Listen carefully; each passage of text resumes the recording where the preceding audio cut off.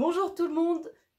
Ok, je viens de remarquer que, on voit grave le chat mort du micro de l'autre caméra, mais bon, c'est pas grave, faites comme si c'était un élément de décor. C'est juste pour vous dire que j'étais à la recherche d'un format pour remplacer les barres review le temps du confinement, vu qu'on peut pas vraiment les monter, et j'ai voulu tester un nouveau format qui consiste en fait à voir ce que je ferais si je pouvais modifier certains parcs à thème. Donc là, on va commencer avec le parc Astérix, sachant que je suis extrêmement nulle en...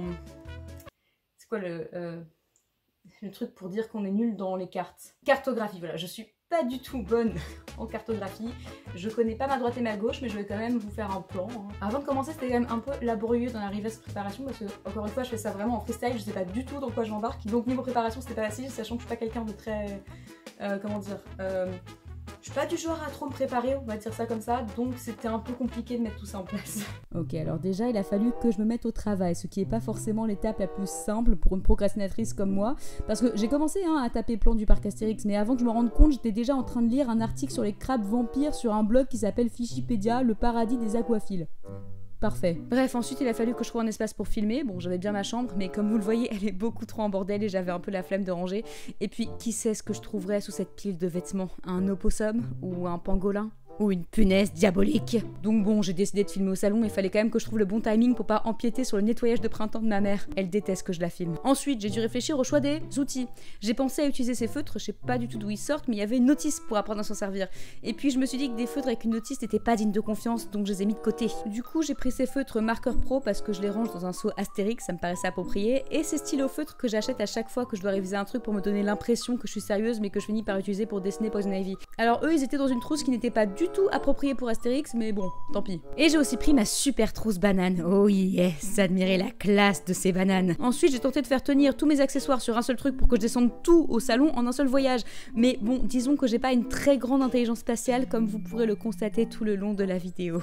Après, j'ai pris ce superbe bouquin de maquillage des années 90 en guise de sous-main, en faisant gaffe de ne pas faire tomber les sprays anti-moustiques, c'est important. Voilà, maintenant que tout ça est en place, j'ai enfin pu commencer. Bon, je sais que j'aurais pu aussi recréer mon parc Astérix idéal sur un truc genre Planet Coaster, mais je suis très mauvaise dans ce genre de jeu parce que j'ai jamais la patience de bien comprendre comment ça marche, donc on va plutôt faire du dessin, d'accord? Alors d'abord, j'ai ouvert un plan du parc Astérix, celui-là date de 2018 je pense, vu qu'il y a écrit nouveauté sur le théâtre d'assurance Tourix qui doit correspondre à du rififi dans la basse-cour, à moins que ça soit assurance faux rire. Non, il y a Osiris, non c'est bon, c'est 2018. Au début, je voulais commencer par la rue de Paris, vu que c'est le premier truc que j'ai pensé à modifier, mais étant nulle en carte, il me fallait d'abord poser des points de repère. Donc j'ai d'abord dessiné l'entrée et le menhir que je voyais mais pas du tout au centre.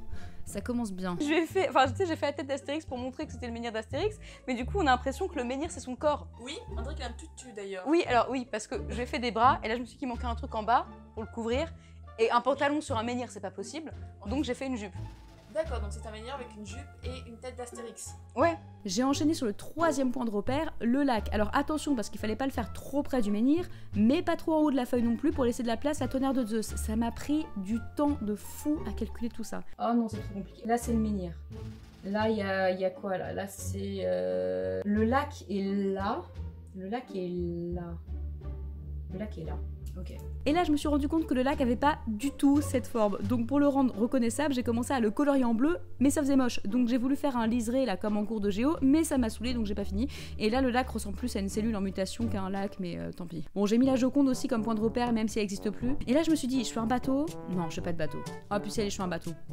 J'aurais pas dû faire de bateau. Pour la rue de Paris, moi je garderais l'aspect culturel de l'histoire de Paris, donc je changerais pas le thème de la zone. Par contre, faut rajouter des animations. À Halloween, il y a Mission Perdue et la Maison Hantée, donc pourquoi pas ajouter un autre parcours pédestre au printemps et en été. Bon alors ce serait pas un truc d'horreur du coup, mais plutôt un parcours culturel qui nous ferait remonter le temps depuis l'an 1000 jusqu'au début du XXe siècle, à l'image du thème de la zone entière. Tiens, et même pourquoi pas ajouter de la VR. Mais alors comment appeler cette attraction? Faudrait un truc en rapport avec Jules Verne. Tardis. On n'a qu'à dire que le Tardis, c'est un Égyptien qu'ils ont rencontré dans Astérix et Cléopâtre. Il s'appelle Tardis, et que Monsieur Tardis leur a fait remonter dans le temps parce que voilà. Après, je me suis intéressée au Transdémonium et quoi mettre à sa place. Mais d'abord, j'ai dessiné les 2 tours. Voilà, il y en a une qui est une fille, donc je lui ai fait des cils et je leur ai mis des petits chapeaux parce que ce sont des tours distinguées. Et j'ai aussi fait Minouron, c'est le nom de la grosse tête de chat. Je remplacerai donc le Transdémonium par une attraction un peu sur le thème de l'horreur, mais aussi sur Astérix, histoire qu'il soit présent dans cette zone et que les gens arrêtent de rager comme quoi ils comprennent pas le rapport avec le parc. Bon, du coup, un truc inspiré de l'épreuve de l'antre de la bête dans les 12 travaux, ça serait pas mal. Je vois une attraction comme ce qu'aurait dû être le Transdémonium, c'est-à-dire un mix entre un roller coaster et un train fantôme, vous voyez. Après la rue de Paris, je me suis attaquée à la zone grecque qui manque vraiment de thématisation. Mais avant ça, j'ai eu un autre instant paumé parce que je savais pas trop où commencer la zone sans empiéter sur les éléphants roses. Enfin non, pas le truc, il n'y a plus des éléphants maintenant, donc c'est la descente du Styx. C'est plus la descente du Styx, c'est Romus et Rapidus, putain. Romus et Rapidus, quand j'étais petite, j'appelais ça à battre des éléphants roses. Voilà. J'ai d'abord placé Pégase Express que je change pas, il est très bien comme il est, puis j'ai enchaîné sur le cheval de Troie. Alors fallait trouver une thématisation pour le cheval de Troie, parce que bon, il n'y a pas de cheval, il n'y a pas de Troie, il n'y a rien. Donc j'ai voulu donner un aspect plus cheval au tapis volant, ce qui a fait que j'ai dû dessiner un cheval. Donc j'ai un petit peu pleuré parce que comme chacun le sait, les chevaux c'est grave chaud à dessiner. Ensuite j'ai fait des gens qui tombent, qui perdent des trucs, parce que j'ai décidé que je ne mentirais pas sur mon plan. Après le cheval de Troie, j'ai dessiné le vol d'Icare comme j'ai pu. Ça va, il est pas trop mal. Là pareil, il faudrait une meilleure thématisation, et c'est frustrant parce que la file d'attente est magnifique, mais dans l'attraction ça décolle pas. Sans mauvais jeu de mots. Je pense qu'il faudrait ajouter une option casque VR comme pour l'attraction Pegasus à Europa Park. C'est parfait pour redynamiser des petits coasters et ça demande pas de rénovation sur le parcours. Ensuite, je suis partie sur le théâtre de Poséidon et j'ai encore pleuré parce que s'il y a un truc plus chaud que les chevaux à dessiner, c'est les dauphins. Sauf qu'ensuite, je me suis rappelé que je voulais supprimer les dauphins, donc que j'aurais même pas dû le dessiner à la base, donc je l'ai rayé avec joie parce que vraiment, vraiment, j'aime pas les dauphins. Le dauphin est au Roi Lion ce que... Non. Le dauphin est aux animaux... Elle me saoule cette phrase. Et à la place, on met une sorte de base nautique avec des jeux d'eau, des activités, etc. avec une thématisation Poséidon très marquée, ça peut faire super joli. À ce stade, j'ai commencé à avoir très mal au dos, mais j'ai continué pour vous avec l'hydre de Lerne, mon plus beau chef-d'œuvre comme vous pouvez le voir. J'ai fait ça comme ça pour montrer que ça tourne, tu vois. Ok, et l'espèce de petit... Bah ça c'est les têtes de l'hydre. D'accord, C'est logique. logique.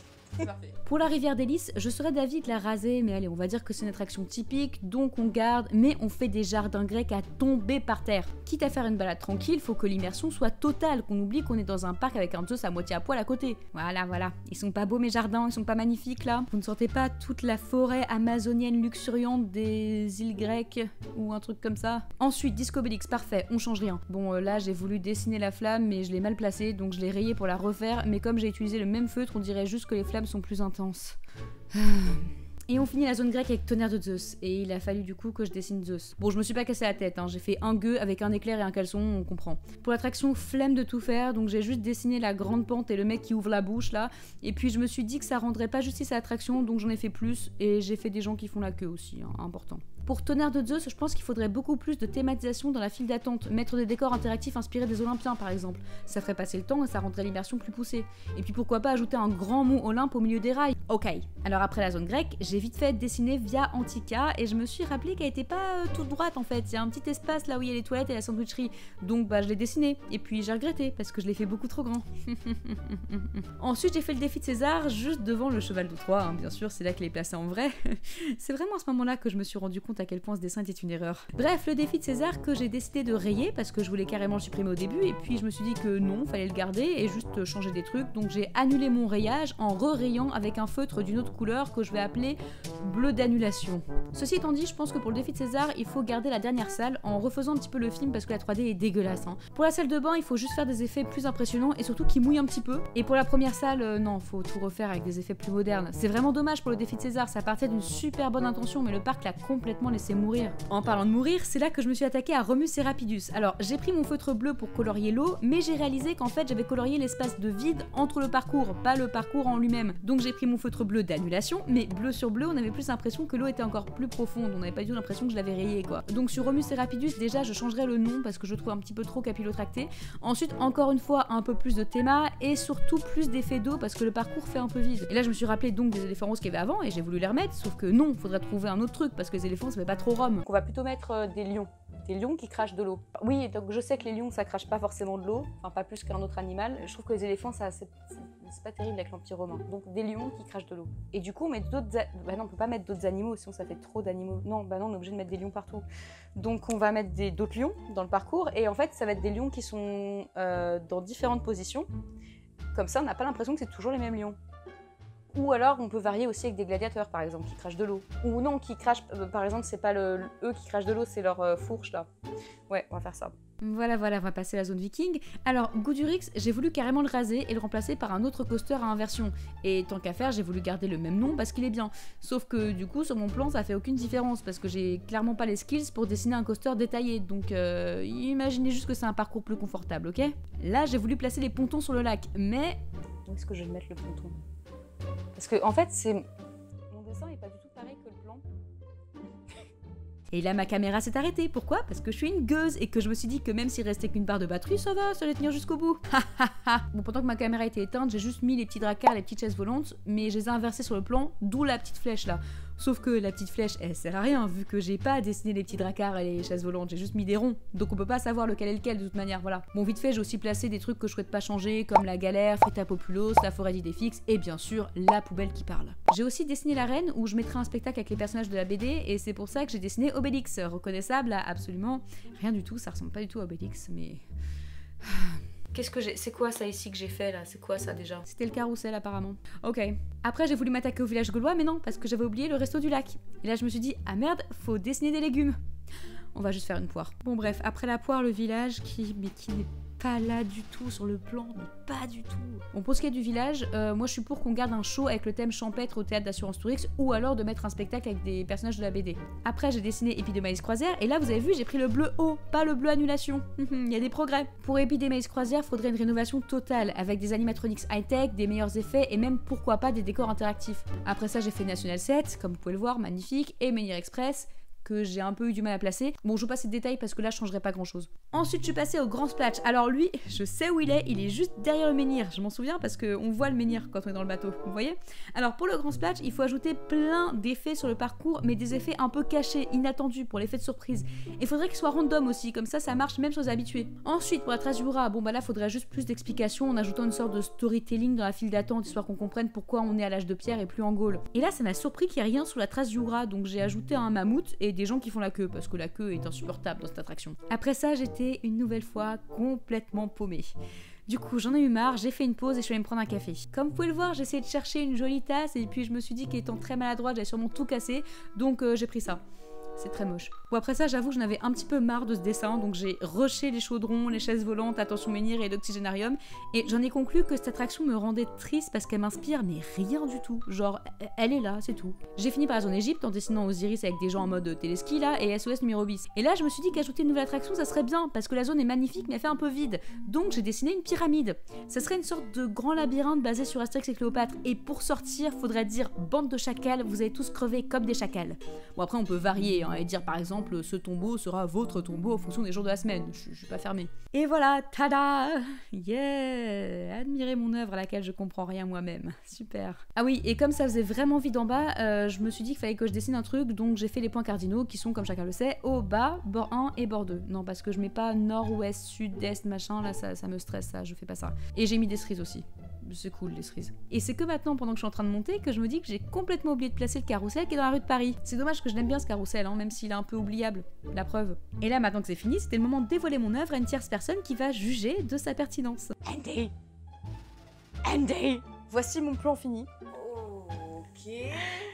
On reconnaît tout à fait le parc que tu imagines. Ah bah, c'est aussi brouillon que dans ma tête, donc je trouve ça un peu... Parfait. Donc là, c'est l'entrée. Oui. Ok. Là, donc, c'est un champ de cerises. Donc là, c'est bon, l'oxygénarium, là, ici, le machin violet, c'est le cinéma 4D, les chaises volantes, les chaudrons. Vu bon, je change rien, c'est pas la peine de trop passer de temps dessus, alors que je voulais m'appliquer sur les choses que je voulais vraiment changer. C'est réussi. Donc on a National 7, je sais plus si c'est ça ou ça, National 7 par contre. C'est parfait. Bah voilà. Je viens de trouver un art à ce plan. Très bien. Voilà, j'espère que vous avez apprécié cette vidéo et je vous dis à la prochaine peut-être pour un autre parc. Salut! Quoi? J'ai été bloquée sur Fichipédia? Mais comment je vais faire pour m'informer sur les poissons coffres à Polygone? Les risques que je prends pour vous, vraiment. Abonnez-vous.